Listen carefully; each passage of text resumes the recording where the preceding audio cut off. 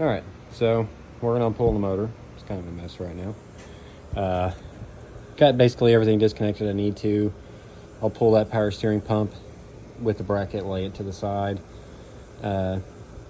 AC pump stays on. Basically the rest of the belt drive stays on. I will pull that balancer though. Pull this intake, pull the valve covers.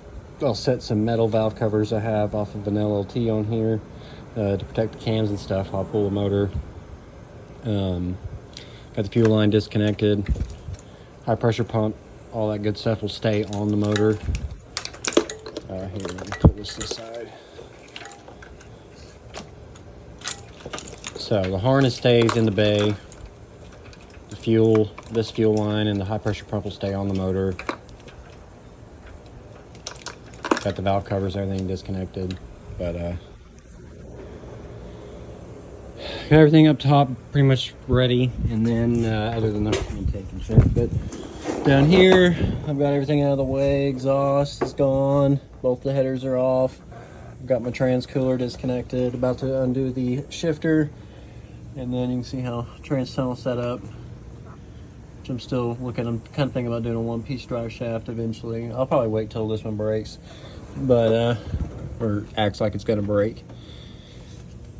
Got the starter disconnected and everything. It's still dripping, so I've got that hose disconnected up there. Nice little water antifreeze. I already got it all over me, so. I'm gonna pull that balancer, and then I'm gonna pull this motor and trans together. That's how I did it last time. I know that sounds kind of crazy, but I don't like fighting the bell housing bolts and stuff with how the thermostat housing and the cooling lines are all set up. It's just, I think it's just more pain than it's worth, so. That's how I did it last time. I just pull it right here. I have a cherry picker here. My buddy's got a load leveler, so I'll get it pulled up. Once I get the mounts undone, angle it about as far as I can, basically tail housing on the ground. Motor sitting like this, pull it up very slow as you pull it back, and it comes out. So motor and trans they're kind of heavy, but you gotta think the 6-cylinder is like 300 something pounds. So I mean, realistically, it's not that bad. I'm used to pulling like 5.3s and shit, and they're way heavier. My buddy actually, he just pulled a 5.360 out of a truck with the cherry picker all at the same time, and that was like basically the max. But a 4L80 60 is gonna weigh, way more than this. So I didn't have any problems with it last time. I'll do it again. But yeah, I'm just gonna get to it.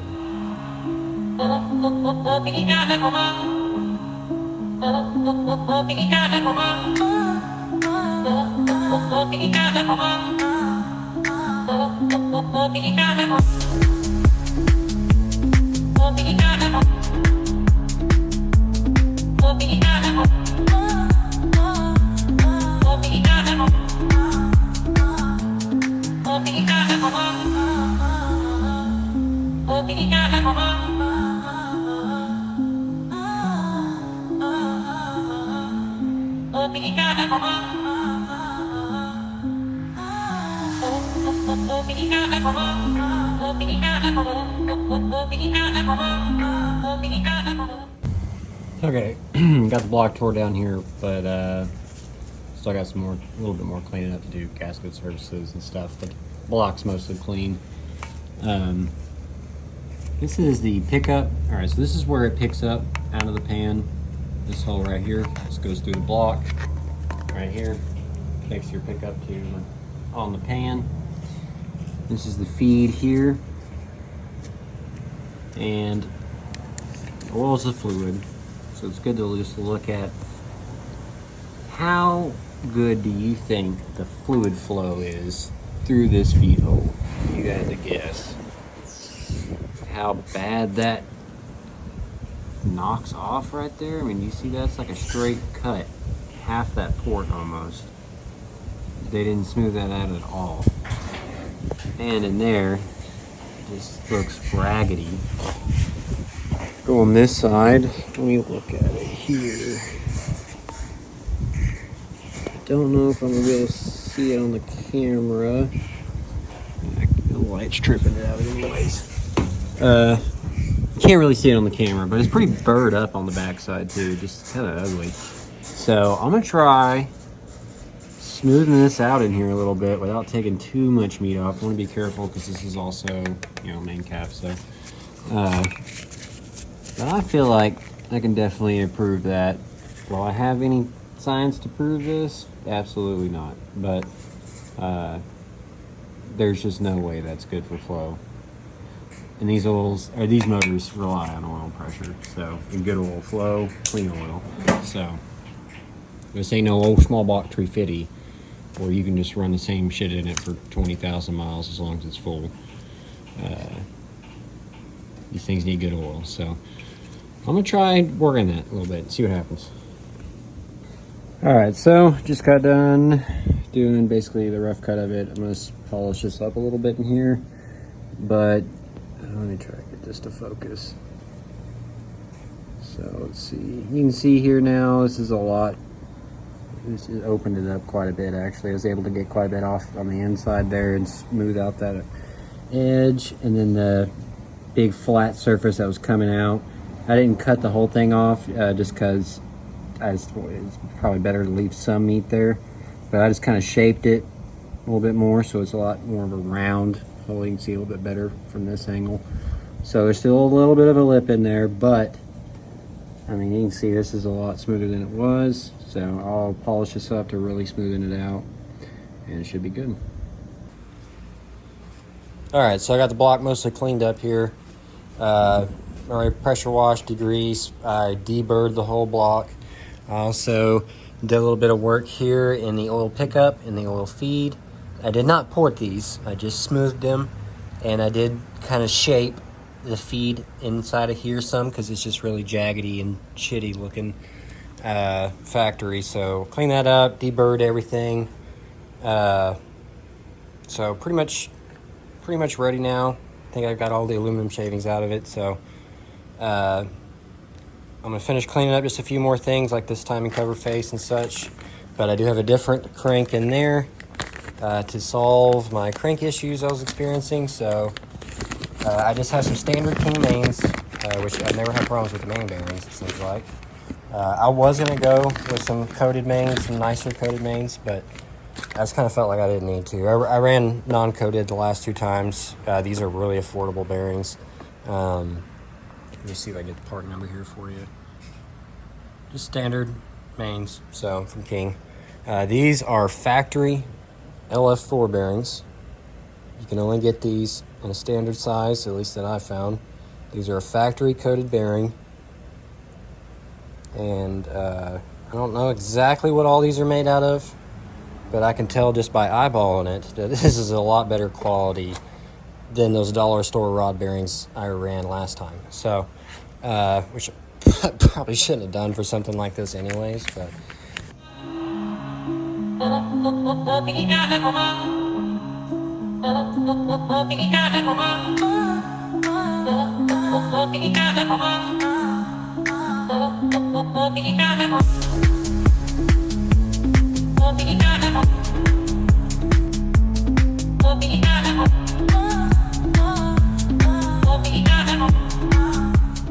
I figure record some of this real quick. Try not to mind that. It's my power steering cooler. It's kind of beat up, but this is your factory transmission cooler. Great, I'm getting transmission fluid everywhere. Factory transmission cooler. I didn't even realize these had one, but it loops out of the radiator factory. So I don't know if all cars come with this. It's actually a pretty decent size. So I did get an upgraded one. Ended up mounting it pretty much in the stock locations with the brackets it came with, both sides. Mounted my power steering cooler right above it in the middle here. I don't have a condenser on this car. So there's no AC right now. I'll be adding that back in later, but that's how it's set up. I just did 3/8 6AN, 3/8 6AN down here. So it's not the most beautiful thing in the world, but basically stock location. It ought to work just fine. Intercooler will be on top here. So I was planning on mounting this beneath the intercooler, kind of on the bottom slit of the bumper, but after I seen that this is protected from the subframe, so basically just above the subframe line, so hopefully these lines will never catch the ground. So yeah. All right, I'm gonna try to do this all at once here, but I've had some people ask me about the hot side, so I figured I would throw this all up on the engine stand. It is a little bit loose right now, so it might be kind of saggy and stuff, but this will kind of give you a better idea of how I did it anyways. Not saying this is the best way, and also keep in mind this thing has been chopped up, modified, rewrapped like 20 times because I changed stuff. I don't really have the budget to build a whole new hot side every time I want to switch something up, so it is a little bit ugly, but it does work. So, but it's 2 1/4 inch coming up. It meets a V-band here. Passenger side, same story. It's 2 1/4, just wraps back up. Meets to a V-band here, and I know it does look like they're 2 different sizes, but they're not. It's just a little bit more heat wrap there.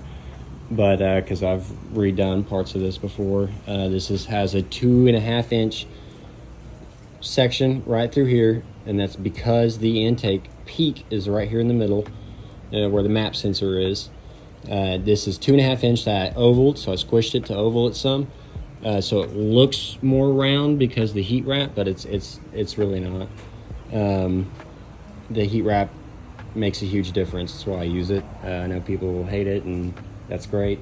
It does make you pretty itchy, but you know, if you're trying to contain heat because of a tight engine bay, it works. So, but after they meet, it comes to a 2 1/2 inch piece from here all the way down to the turbo. I do have the wastegate set up here right now, but that is getting changed. It should not be here because you're doing a 90 right off of a straight pipe, so it doesn't really catch the flow all that well. I did have it down here on the curve where it should have been first time. I originally had it set up to where it tied into the downpipe, but it just was a pain to fit this every time I put it together, so I ended up just dumping it down. So right now the wastegate just dumps to the ground. I do still have this ugly hump here, but it's really not that big of a deal. So, but I do have the oil feed, goes to the oil filter adapter here, and you can see I just drilled, tapped, have some adapters there.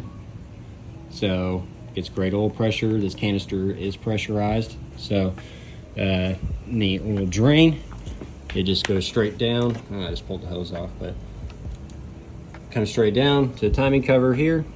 It drains in pretty good. You want a big fitting because you want it to drain really well. You don't want any back pressure on this drain line, so you want it just to go straight down unrestricted. 3-inch downpipe, and I know it looks funny. It's because this thing's been refitted a few times and rewrapped, so it looks like crap. But 3-inch V-band comes down. It fits right between the alternator bracket and the oil pan and block. It is kind of a tight fit here, and also you have a motor mount here, so it all fits. None of this hits the subframe. Nothing sits lower than the pan, so I have no ground clearance issues with this setup. You can see it's just got another V-band here. So I know the welds aren't that great. Just got a little flux core welder from Harbor Freight, so just have to bear with me here. But it's pretty much how it's set up. It's, like I said, it's not beautiful. It's very used. I've put a lot of miles on this already. It's been set up, I don't know, like almost 2 years now coming up. Probably, I started at around 165,000 miles, I think. Car's got 190,000 now, so I've put a lot of miles on this hot side. It's got a lot of use. I did have to modify a lot of stuff to get it to fit to the top. I did lose my AC and stuff, so I didn't have a lift at the time, and at the time I was like, man, I just want to do it without pulling the motor and stuff, so I was kind of just being quick and lazy with it, and because I was planning on just V8 swapping this car anyways, but after, you know, doing what it did, I was like, you know, this really ain't that bad, so I got a lot more interest in it. I started researching a lot more, and turns out these things are pretty capable. So that's pretty much the gist of how I have this set up. Sorry, I'm kind of just shooting off the hip here, so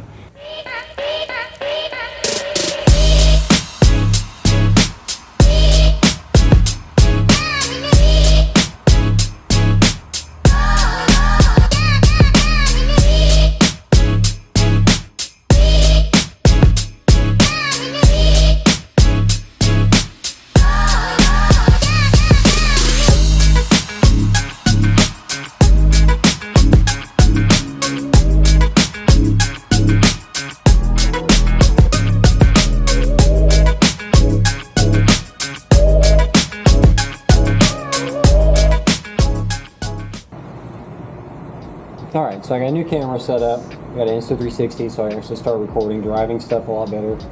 But I don't know how much of the old recording I'm gonna use, probably some of it, but I got the engine put back together. It did end up being a rod bearing, so I was wrong.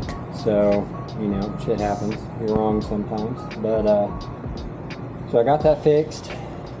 Motor's back in. I used LF4 rod bearings this time instead of LFX style rod bearings. And I also used just King mains.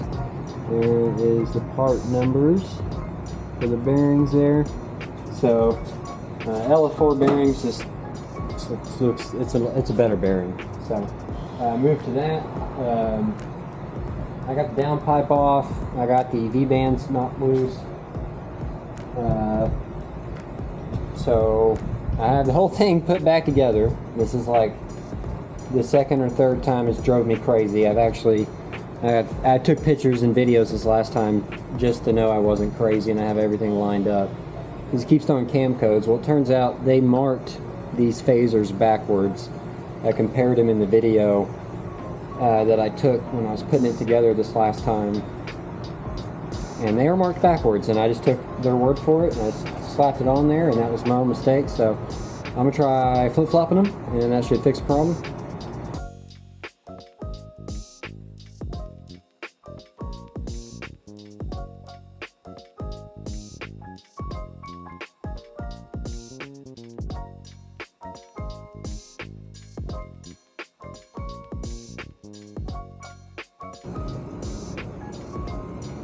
Alright, so I was out here a little bit longer, or I was gone a little bit longer than I expected, but so it's dark out here now. But I set up my light. Try to actually setting up this camera a little bit closer, maybe get a better look, I don't know. Maybe this will be worse. Try moving this just a touch. But, got the whole top end off here, but I'm about to take the rest of the belt drive off. I'm gonna have to jack it up a little bit, loosen up this downpipe so I can turn it. Pull a crank pulley, power steering pulley, whatever, get the timing cover off, spin this thing into time and see what we're working with. So I'm gonna go ahead and get to that.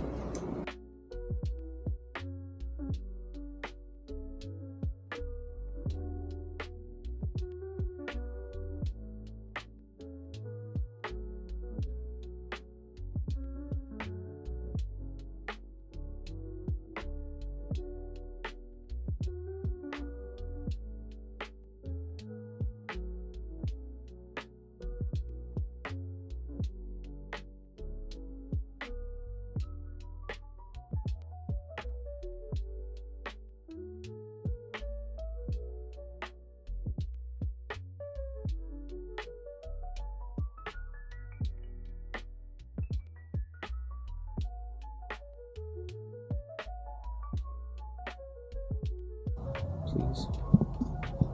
Anything? There we go.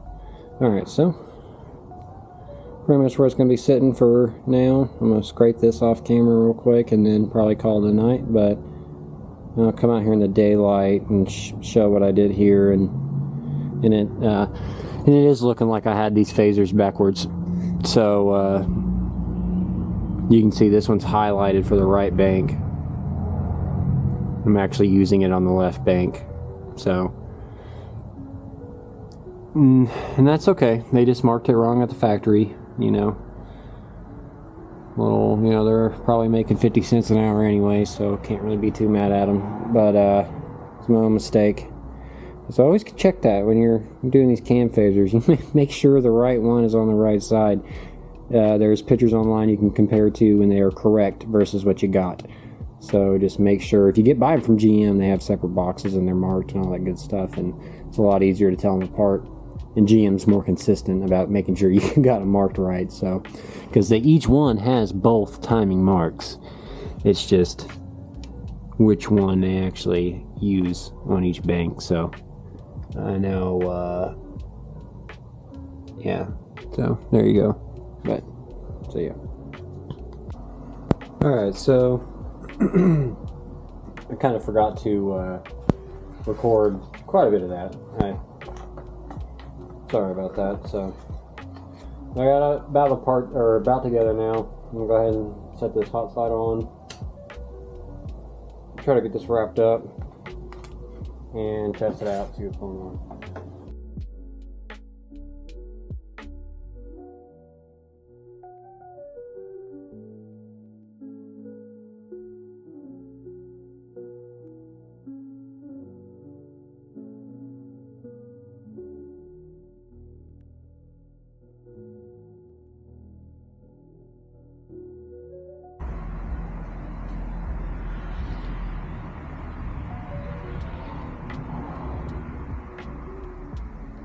Alright, so the only thing I got left is to hook up the exhaust right around in here.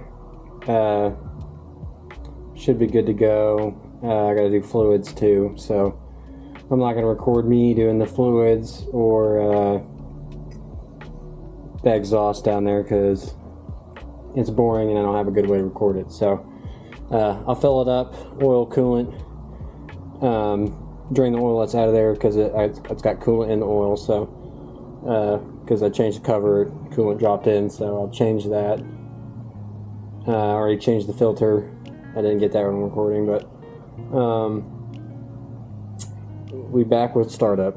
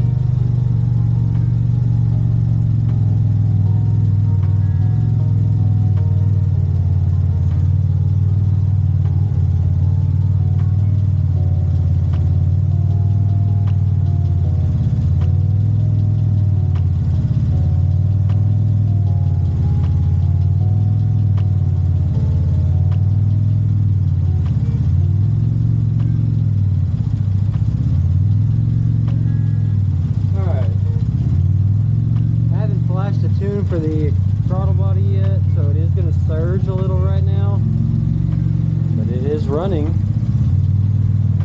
Hey, it did misfire a little bit at first, but that's kind of normal. Had everything tore down, so let all the oil flow, fuel get there. Tilting fuel pressure looks like.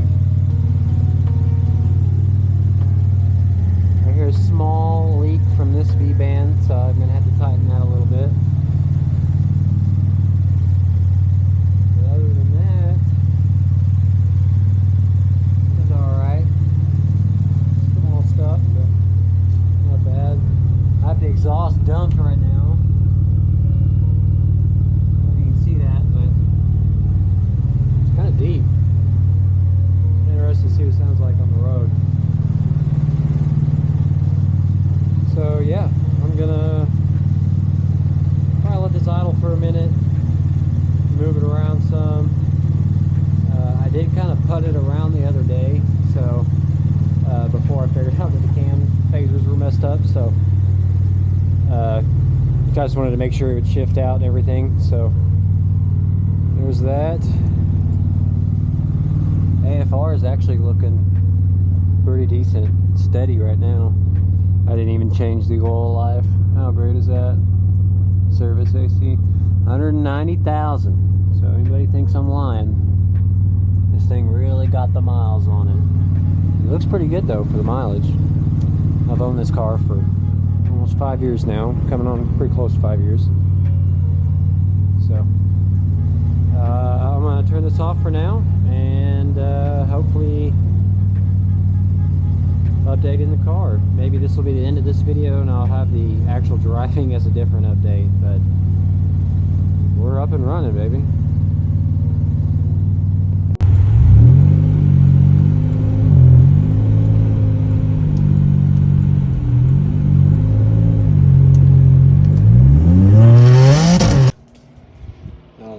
crap sweating.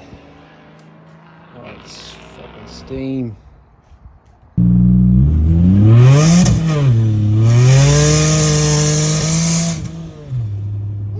Alright, so that's pretty much all the video I have on testing right now because it's been raining here like crazy. So here in a couple days I should get some more video of it actually running, driving, and I'll have some more tuning I need to do. I did end up flashing the throttle body stuff in and some more timing and some stuff, put some other stuff back into it, and test drove it, and it desperately needs some tires. So I'm just using this background video of when I was double checking the cam timing, and this is actually before I recorded it, before I put it back together, because I thought I was going crazy. Make sure that it was actually right. So, but I should have some more updates here pretty soon. I know last time I said that it was like 3 months, but shit happens. So yeah, it probably didn't help that I was wrong about the motor. So I ended up smoking a bearing. So that's what ended up taking longer. And the stall took a little bit to come in, but that's kind of normal. They're custom made. I'm pretty sure they're built to order. So I think the track is closed for the most part this year for midnight drags for Joe Blow to come in and do stuff. But I'll keep my eye open for something if I can. If not, I'll try to get into some Mexico stuff and see if I can get some of that on recording. I got a 360 now, so I'll definitely get some more recording of it driving. Try to get some roller stuff. I'm not sure how much boost is going to run yet. I'm still testing that with fuel cam and everything, so I will report that as well as soon as I get that. But thank you for watching. Thanks for following, subscribing, all that good stuff. I appreciate it. So thank you. See you later.